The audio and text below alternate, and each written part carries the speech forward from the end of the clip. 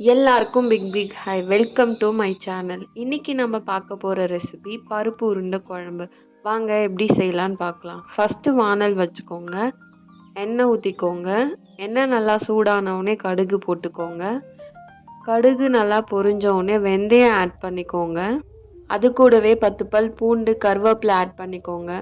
அது கூடவே பெரிய சைஸ் வெங்காயம் ஒன்று கட் பண்ணி ஆட் பண்ணிக்கோங்க. வெங்காயம் நல்லா வதங்கினோடனே ஒரு மீடியம் சைஸ் தக்காளி ஆட் பண்ணிக்கோங்க. ரெண்டுமே நல்லா வதங்கின உடனே குழம்புக்கு தேவையான அளவு உப்பு ஆட் பண்ணிக்கோங்க. அது கூடவே 2 ஸ்பூன் குழம்பு மிளகாத்தூள் ஆட் பண்ணிக்கோங்க. ரெண்டுத்தையும் நல்லா மிக்ஸ் பண்ணிக்கோங்க. மிக்ஸ் பண்ணிவிட்டு தேவையான அளவு தண்ணி ஊற்றிக்கோங்க. எல்லாத்தையும் சேர்த்து நல்லா கலந்து விட்டுக்கோங்க. மூடி போட்டு நல்லா ஒரு 5 நிமிஷம் கொதிக்கட்டும்.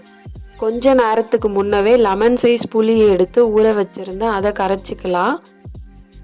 குழம்பு நல்லா கொதிக்குது. இந்த டைமில் நம்ம ஊற வச்ச புளியை வடிகட்டி சேர்த்துக்கலாம். சேர்த்துட்ட பிறகு மூடி போட்டு ஒரு 10லேருந்து 15 நிமிஷம் வரைக்கும் நல்லா கொதிக்க விட்டுருங்க. அதே டைமில் நான் 2 மணி நேரத்துக்கு முன்னாலே கடலைப்பருப்பு ஊற வச்சுருந்தேன். அதை நல்லா வடை மாவு கன்சிஸ்டன்சிக்கு அரைச்சிக்கோங்க. கூடவே பச்சை மிளகா, வெங்காயம், உப்பு, சோம்பு ஆட் பண்ணிக்கோங்க. அதை நீங்கள் சின்ன சின்ன பால் சைஸில் உருட்டிக்கோங்க. எண்ணெயில் போட்டு பொரித்து எடுத்துக்கலாம், இல்லைனா இட்லி பாத்திரத்தில் கூட அவிச்சிக்கலாம். நம்ம ரெடி பண்ணி வச்சுருந்த பருப்பு உருண்டையை குழம்புல ஆட் பண்ணிக்கலாம். ரொம்ப நேரம் வேகணும்னு அவசியம் இல்லை, நம்ம ஆல்ரெடி வேக வச்சு தான் ஆட் பண்ணியிருக்கோம். ஒரு 5 நிமிஷத்துலேயே குழம்பு ரெடி ஆகிடும்.